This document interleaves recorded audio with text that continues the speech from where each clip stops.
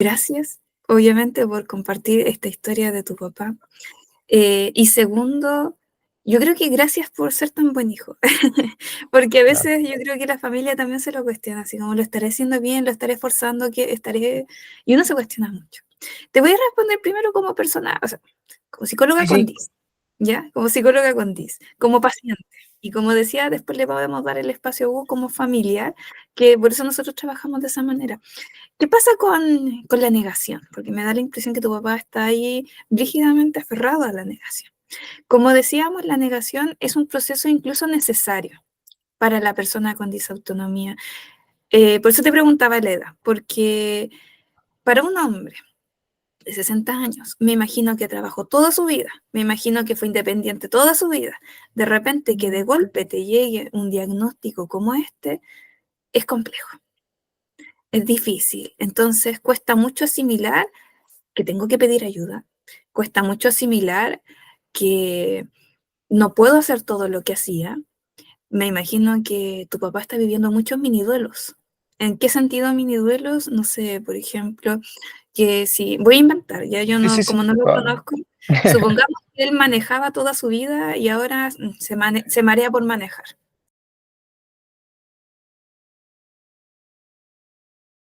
Entonces tu papá, mira, incluso está avanzando. Si tú me lo cuentas así, suena súper triste de parte de él, pero es un avance. ¿Por qué es un avance? Porque no está solo en la negación. Cuando yo digo, pucha, no puedo hacer esto, en vez de seguir intentándolo y chocar, por ejemplo, es un avance. No parece tal cual, porque demora uno para aceptar la enfermedad. Nos toma tiempo. Proyéctense al menos meses, mínimo meses, para que él lo acepte, porque ¿se puede forzar la aceptación? La verdad que no. ¿Se puede apoyar la aceptación? Eso sí. ¿Ya? Ok. ¿Cómo lo apoyamos? Hugo después te puede dar muchos más tips. Mi sugerencia es pregúntenle, papá, ¿qué necesitas? Papá, ¿cómo te ayudo? Si es que él está dispuesto a recibir ayuda, porque también he de ser sincera, a nosotros nos cuesta mucho aceptar la ayuda cuando estamos en los primeros pasos, ¿ya? Ok. Y que más que nada sería la sugerencia de acompáñenlo, si él puede tener y acepta en algún momento la ayuda profesional, mejor todavía, y si no, acompáñenlo en este duelo. ¿Papá, quieres hablar? No, ya, me quedo sentado a tu lado, como en esa Ok. línea. Ahora sí, le voy a dar el espacio a Hugo para que como familiar y trabajador social te pueda apoyar un poquito más. Buenas tardes a todos. Como Constanza mencionaba, mi nombre es Hugo Garrido, soy trabajador social de profesión y en el distinto hago la parte del acompañamiento familiar. Ya en el acompañamiento familiar entran áreas como terapia de pareja, parentalidad positiva y también talleres para cuidadores, donde trabajo directamente con los cuidadores, con la familia. Víctor, mira, cosa importante. Si bien la disautonomía es una discapacidad, ¿ya? Toda discapacidad tiene sus grados, ¿ya? 10%, 20%, 30, 40, 50, y esta graduación se va reflejando en lo que uno es capaz de hacer o lo que le impide volver a hacer, ¿ya? Pero yo siempre con los cuidadores utilizo una frase que es que a los pacientes hay que validarlos, pero no incapacitarlos, ¿ya? O sea, la enfermedad está, sí, la enfermedad existe, obviamente, ¿ya? Pero la enfermedad va a ser incapacitante en la medida que el paciente sienta que no puede hacer cosas, ¿ya? Esto lo voy a poner como en un contexto general. Cuando nosotros Ok. somos niños, ¿cierto? Si nuestros papás no nos enseñan, no nos enseñan a cocinar, no nos enseñan a hacer la cama, ¿cierto? No nos enseñan a, no sé, a echar a lavar ropa, ¿cierto? Nos vamos generando estas capacidades que hace que a largo plazo nos sintamos incapaces de hacer cosas, ¿verdad? En este caso, tu papá perdió algunas capacidades, pero las perdió de manera momentánea, ¿ya? Estas cosas que no está pudiendo hacerlas, no le está pudiendo hacer de forma momentánea. ¿Por qué? Porque él está en crisis, ¿ya? Mientras no tenga un tratamiento, mientras no tenga una medicación, ¿cierto? Estas crisis van a mantenerse. Eh, la disautonomía es una discapacidad invisible. Yo siempre digo a los pacientes que es como una diabetes, ¿ya? El paciente que tiene diabetes si come bien, si hace su ejercicio, si se toma tus medicamentos, toda enfermedad puede entrar en un proceso de remisión. Que es un proceso de remisión, es un proceso donde la sintomatología desaparece de manera completa. Acá tenemos a Belén. Belén es una de las primeras pacientes que tendió a atenderse con nosotros en el centro. Y a ella le pasó así, ¿ya? Ella, como contaba a su mamá, no se podía levantar en la mañana, no podía comer ninguna cosa, no podía hacer ejercicio, no podía ir a clase, ¿ya? Porque estaba, obviamente, en un proceso de crisis, ¿ya? Pero cuando encontró todos sus diagnósticos, ya se supieron todo lo que era, ¿cierto? Empezó a recibir la medicación que necesitaba y empezó a ser constante en su tratamiento, ya que lo que tenía que comer, el ejercicio que tenía que hacer de a poquitito, pasito tras pasito, la Claro. enfermedad ya ha entrado en remisión, porque los síntomas ya no son los que eran antes. Ya los síntomas ya casi algunos han desaparecido y ya pues, está pudiendo hacer su día. Entonces, es fundamental que uno apoye, sí, pero no los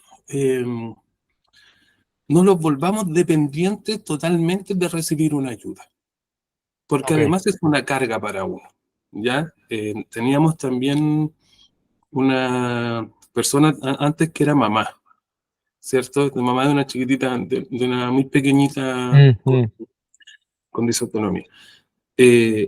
Nosotros tenemos que tratar de normalizar en la mayor medida la vida del paciente, ¿ya? O sea, es una enfermedad, sí, compleja, sí, que tiene sus picos de malestar, ¿cierto? Tiene, ¿cómo se llama esto? Síntomas mucho más fuertes, la sintomatología si el paciente está mal. Pero esto no va a ser siempre, ¿ya? No va a ser que siempre van a estar enfermos, no va a pasar toda su vida en cama. Bueno, obviamente en la medida que empieza a también tomar tratamiento, esto va a ser cada vez más variable y más a lo lejos. Entonces, Claro. cuando el paciente se sienta bien, ¿cierto? Hay que darle la oportunidad para que sea autosostenible, autosustentable, que sienta que pueda volver a hacer cosas, que sienta que pueda volver a salir, que pierda los miedos a hacer cosas, porque los miedos también nos inhabilitan mucho, nos incapacitan mucho. Y como dijo Constanza, y esto que yo siempre les digo en las terapias de pareja, para facilitarnos la vida en la comunicación, agreguemos siempre una frase. Cuando él diga algo, por ejemplo, o sea, estoy cansado, ¿ya? Ujú. Siempre sumémosle, antes de dar respuesta a cualquier pregunta, ¿qué necesitas? ¿Por qué? Porque puede necesitar una solución, que los hombres tendemos a dar soluciones a todos los problemas, nosotros somos como muy lineales, un problema, solución, al tiro, vamos del punto A al punto B, ¿ya? Ujú. Las mujeres mucho, ya son muchas más multitasking, o sea, pueden pasar del punto A al B, al C, al D, al E, al F, y después quieren llegar a una solución, ¿ya? Entonces, para aliviarnos la vida, siempre pongamos por delante qué necesitas. Ok. Necesitas un abrazo, necesitas una solución, necesitas que te escuche, ¿cierto? Necesitas Claro. un espacio donde poder desahogarte, donde poder gritar, donde poder patear, ¿ya? Y darle su espacio, ¿ya? Pero Ok. como digo, está enfermo, ok, sí, a lo mejor no voy a volver a manejar nunca más. Sí, puedes volver a manejar. No, pero es que mira cómo estoy. Si quieres volver a manejar, puedes tomar tratamiento. Sí, esto no va a ser el fin del mundo. Eso como a grandes Sí, rasgos.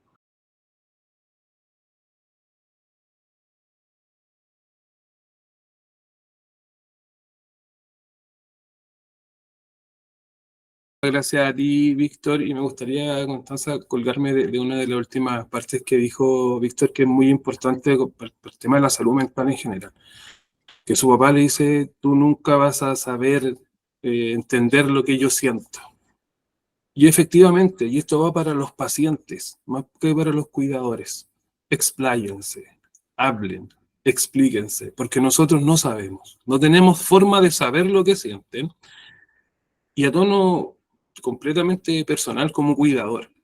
Yo esta cara que ustedes ven a Constanza en el video es la cara que veo todos los días, todo el día. Pero esa cara no quiere decir que no tenga una crisis. o que esté mal, porque muchas veces ni siquiera en la cara a los otros que somos cuidadores somos capaces de darnos cuenta si el paciente se siente mal o no. Entonces, cuando hablamos de la comunicación debe de ser recíproca, ¿ya? Aquí no es sexista, pero las mujeres tienden muchas veces a enojarse porque uno no sabe lo que tienen, como que uno debiese saber, ¿cierto? O debiese darse cuenta. Y en la enfermedad como esta, con lo compleja que es, mm, todavía, porque no tenemos ningún índice de cuando están en crisis, es súper importante el diálogo en ambas partes. Cuando uno le pregunte qué quieres, decir lo que quieres.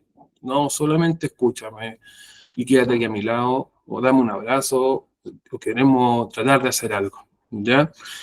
Sí, la disautonomía, como muy bien dice Lucy en el mensaje, la incidencia es de cada 10 pacientes, 9 son mujeres. ¿Ya? En los varones es contada y es muy difícil, como también otros datos que el 90% de los pacientes con DIS son hipotensos, pero y el otro 10% son hipertensos, ¿ya? Que también son cosas que se presentan en esa parte, ¿ya? Así que eso, ojalá que te hayan servido los consejos a todos los pacientes, a todos los que nos acompañan hoy día. Distinto surge justamente por algo muy importante que decía Víctor, que es comunicarte con personas que hablan tu mismo idioma, ¿ya? Yo como orientador, yo hago la primera sesión, la orientación gratuita que nosotros siempre ofrecemos, y hago mucho hincapié en que es súper importante tener, por ejemplo, una psicóloga que tenga esa autonomía. Porque es como que yo hablo español, me entendiera con un psicólogo que habla ruso. O sea, para poder llegar a entendernos y a comprendernos va a ser súper difícil. En cambio, contar con un equipo multidisciplinario en el que todos tengan conocimiento de la enfermedad, porque de nuestro equipo nosotros tenemos, no sé, pues, kinesióloga, nutricionista, matrona, y la gran mayoría del equipo tiene esa autonomía, tiene arrendarlos, entonces todos te pueden escuchar y van a saber cuando tú dices, pucha, es que inclino un poco la cabeza y me mareo. Ah, no, sí, esto pasa por...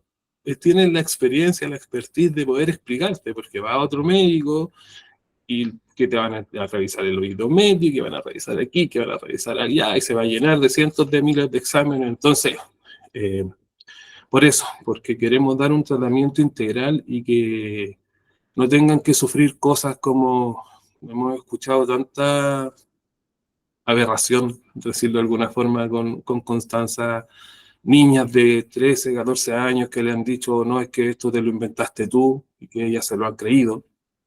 Personas que cuando tienen el diagnóstico le han dicho, bueno, se va a morir, pero tiene que luchar, no, no hay nada que hacer, tome más agua, coma más sal. Entonces la violencia médica en ese sentido es muy fuerte y queremos de alguna forma tratar de ayudar a terminar con eso. Gracias, Hugo. Gracias, Víctor. Bueno, ¿por qué le di el espacio al Hugo también? Si bien él no tiene disautonomía, es familiar. Entonces igual es bueno de repente tener la otra parte, porque yo creo que nos ha pasado a la mayoría que sentimos que nuestra familia no nos comprende, que no nos entiende. Y con Hugo, bueno, yo quiero dejar mi historia para el final, así que en los últimos minutitos voy a contar la mía, así como cortito, aprovechando todos los testimonios. Pero muy brevemente decir que tuvimos que aprender nuestro propio lenguaje, tuvimos que aprender una serie de desafíos. Entonces, por eso quise que también le compartiera un par de tips a Víctor en ese sentido. Ya, ahora vamos a continuar aprovechando el tiempo y vi otra preguntita de Claudia. Hola, Claudia. La pregunta es, me gustaría saber cómo manejar la disautonomía y la parte laboral. ¿Me puedes dar un poquito de contexto, por favor, Claudia?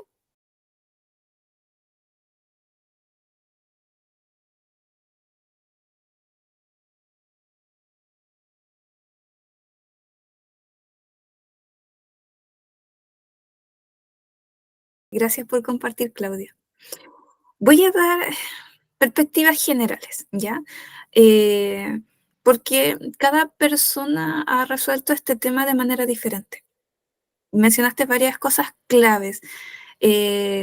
Hablamos en su momento de duelo de la enfermedad, lo hablamos con Víctor. cuando estamos en negación y vamos avanzando y avanzando, y cuando uno ya ha avanzado, se logra estabilizar un poco, no siempre en la estabilización volvemos a ser quien éramos antes. Como dice Claudia, de repente se hace difícil trabajar en lo que trabajábamos antes. Entonces, muchas personas han buscado diferentes estrategias que te voy a compartir la generalidad y esperemos que alguna te sea de utilidad. Algunas han decidido mantenerse en su trabajo. Tengo pacientes, ustedes saben que por confidencialidad no puedo nombrar nada ni nadie, así que solo contaré historias así anónimas, muy anónimas, que es profesora. Entonces ustedes se imaginarán, profesoras todo el día de pie, con niños para acá, para allá, pero he hecho miles de adaptaciones. Aquí, bueno, va el tema que quizás va a sonar un poco recurrente decirlo, pero tratamiento integral. ¿Ya? Porque la parte psicológica yo puedo dar muchos tips, no, tu ánimo, qué sé yo, pero igual necesitamos la otra parte para que el cuerpo esté bien, esté estable y poder soportarlo. Pero cuando yo decido mantenerme en mi trabajo, tengo que hacer cambios. Primero, hablar con jefaturas. Hay jefaturas que son más flexibles, hay otras que no. Por ejemplo, nos contaban la historia en delante de jefaturas que le ayudaban, que le apoyaban. Y también he escuchado historias de jefaturas que te juzgan. Ay, pero ¿cómo usted no va a poder? Ay, pero es que aquí tiene otra responsabilidad porque usted es muy buena. Acá en Chile se da mucho que si uno es buen trabajador te ponen más trabajo. Entonces, eh, en ese sentido yo creo que es súper importante la comunicación y validación que uno tiene y se da frente a la jefatura. Porque a veces uno igual está con este miedo de, ¿y si no me entienden? ¿Y si no me comprenden? Eso. Entonces es muy importante la comunicación desde ese sentido. Y la visibilización también, por lo menos acá en Chile, la disautonomía es reconocida como una enfermedad eh, para acreditar la discapacidad. Entonces, acá en Chile uno puede acceder a la credencial de discapacidad y acogerse a las leyes de la discapacidad. Entonces, hay trabajos donde piden personas con discapacidad, entonces a ellos les conviene tener personas con discapacidad para cumplir con esa meta. Ahora, no todos se mantienen en sus trabajos. Hay personas que deciden, ok, yo, no sé, realizaba tal actividad, hoy día no soy capaz, me reinvento. Algunos se reinventan con su misma profesión. Por ejemplo, conozco, acá se le dice kinesiólogo a la profesión que tú tienes, y conozco kinesiólogos que empezaron a inventar, mira, aquí me salgo de la disautonomía, perdón, conozco personas que tienen lupus, también que es otra enfermedad súper compleja, y que tienen su página de Instagram donde se promocionan para realizar actividad física para personas con lupus. También, obviamente, nosotros en el distinto tenemos nuestra kinesióloga, que le llamamos acá en Chile, que también realiza actividad virtual. Entonces, por dar ejemplos simplemente, yo misma como psicóloga tampoco pude trabajar, pero me reinventé por lo virtual. Gracias a la pandemia apareció esta nueva oportunidad y hay personas que no siguen su profesión y se reinventan desde otras áreas. Ya, ok, mi profesión es tal y no puedo, por lo tanto voy y busco cómo darle un sentido a esta enfermedad. Yo creo que eso es clave. Varias la mencionaron. Yo creo que en cada historia, en cada testimonio que se ha dado hoy, eso es un tema clave. El sentido de la vida. ¿Qué sentido le estoy dando a esta enfermedad? ¿Cómo me voy a eh, reconfigurar a partir de aquí? ¿Ya? Algunos dicen, voy a trabajar para personas con mi enfermedad. Bien. Algunos dicen, voy a hacer una página, y hay varias que han avanzado muchísimo en eso. Y hay otras que no avanzan precisamente con la disautonomía, pero como bien decían, esto se puede convertir en una fortaleza porque hay una empatía diferente. Entonces, no sé, algunos no sé, tenían una profesión y se hicieron una cafetería, no sé, por poner un ejemplo. Hay otras que venden botellitas y no sé, he conocido muchas historias. Entonces, la pregunta que te tienes que hacer es, ¿qué puedo hacer yo? Hacerte tu listado y probar. No necesariamente vamos a encontrar la respuesta definitiva de qué podemos hacer hoy. Podemos ir probando aquí, probando allá, hasta que llegue el punto en el que, ok, este es mi nicho. Aquí me siento tranquila, aquí me siento bien, aquí siento que puedo florecer. Obviamente es compleja responder las preguntas porque cada persona es un mundo, cada persona es un caso diferente. Y Hugo levantó la mano, así que también le voy a dejar para que ahí mencione lo que quería mencionar. Sí, era justo, tú también lo tocaste. Tengo entendido que la disautonomía, creo que tenemos un paciente que tiene credencial de discapacidad en México, ¿ya? Acá los pacientes en Chile siempre digo, la forma de validar su enfermedad es solicitar su credencial de discapacidad. Es difícil, ¿ya? Yo ahí siempre recurro al apoyo de Constanza. Es difícil decirse discapacitado uno mismo cuando pasa esto que vemos, que no tenemos, podemos ver, podemos escuchar, podemos hablar, no tenemos, no nos falta ni una extremidad, gracias a Dios. Pero sí, te permite cosas como no tener que hacer una fila muy larga por más de 10 minutos, que te puedes compensar, te permite estacionarte en lugares a la sombra o cerca de la entrada para que no tengas que caminar bajo el techo, bajo el sol, bajo la lluvia, que te pueden enfermar. Si alguien que no tiene locomoción, te permite optar a un asiento en el transporte público, un asiento preferente. ¿Ya? Que es una forma también, como decía Constanza, acá en Chile, lamentablemente, no sé en México, acá hay cupos prioritarios para personas con discapacidad, ¿cierto? Que se adaptan los lugares de trabajo, o los trabajos están adaptados específicamente para personas con algún tipo de discapacidad. Eso sería más que nada revisar la ley, revisar si es que se puede conseguir la credencial de discapacidad. Lucia acá mencionaba que ella tiene algunos tips para que se reconozca la enfermedad, pero yo sí sé que tenemos una paciente con credencial de discapacidad en México. ¿Ya? Eso quiere decir que sí se puede obtener esta credencial, que puede ayudar en algunos beneficios, en algunas partes dan beneficios económicos, ¿cierto? A los que podría tratar de optar. Así que eso era. Súper. Gracias, Hugo. Entonces, Lucy, ¿quieres mencionar de esto mismo, de la credencial? Sí, rápido. Sí existe la credencial para discapacitados aquí en la Ciudad de México. Súper. Gracias, Lucy, ahí por dar el dato en México. Y en Chile, para las que son de Chile y los que son de Chile, también acá es una enfermedad reconocida, por lo tanto nosotros también tenemos que pedirla si la necesitamos. Ya, yo la tengo aquí conmigo, porque yo también tengo discapacidad. Entonces, prueba. En Chile también se puede tener la credencial de discapacidad, ¿ya? Entonces, como nos queda tan poquitito tiempo, espero poder realizar esta actividad por segunda vez más adelante, que podamos hacer más preguntas, conversar más temas. Yo creo que estaríamos un día entero hablando sobre disautonomía.